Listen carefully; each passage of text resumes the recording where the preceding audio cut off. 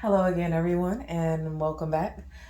Keeping with the theme of siblings today is what have went ahead and inspired the second part um, along the same lines, sort of telling the same story, but just with a whole nother sibling.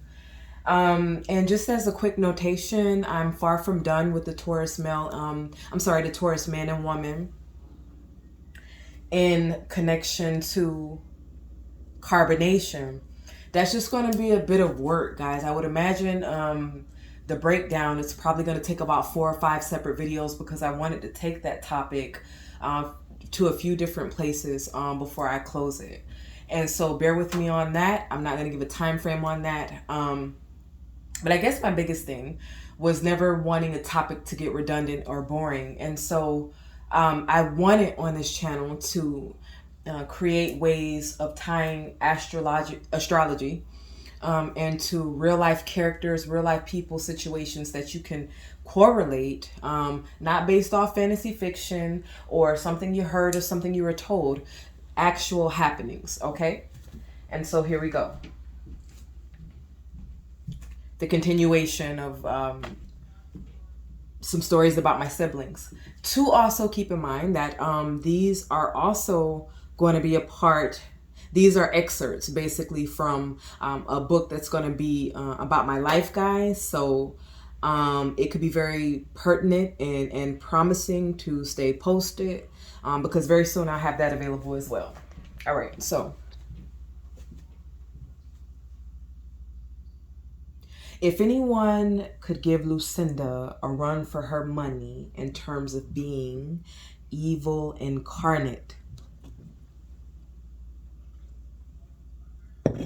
it would be my second to youngest sibling, the golden child, who, as a result of Lucinda's drug use while pregnant with her, she was born dead and had to be brought back to life, causing my mother to not only spoil, but to raise her out of guilt and shame. Only later in life did she run away as a result of having stolen from someone at her middle school. Now, both me and JR, or JR and myself, were put out behind very serious fallouts. At that time, JR's homosexuality, and in my time, the kidnapping of my daughter Kiana by Lucinda and Sierra's father, James. However, the golden child behind something so amendable and petty hit the streets harder than out of any of us, running around with no place to stay. So I, in fact, forfeited where I was living since she couldn't stay there with me, positioning myself to be in the same helpless and homeless position as she. At that time, we would do what we could to scrape by, barely making it, all until the day we met a pimp who was clearly trying to sell us a dream. I myself wasn't hearing or having it, and when it was time to leave, I was ready to go. Until the very last minute, unbeknownst to me, my sister had decided to stay, leaving me in her position without so much as an explanation.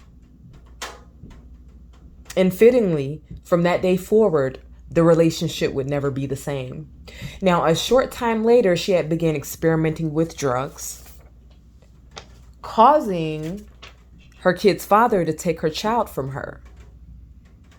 From there, she began getting mixed up in prostitution and even heavier drugs. At one point, I even ended up hearing from our stepsister how she was bragging about getting fucked in the ass with no protection in the streets.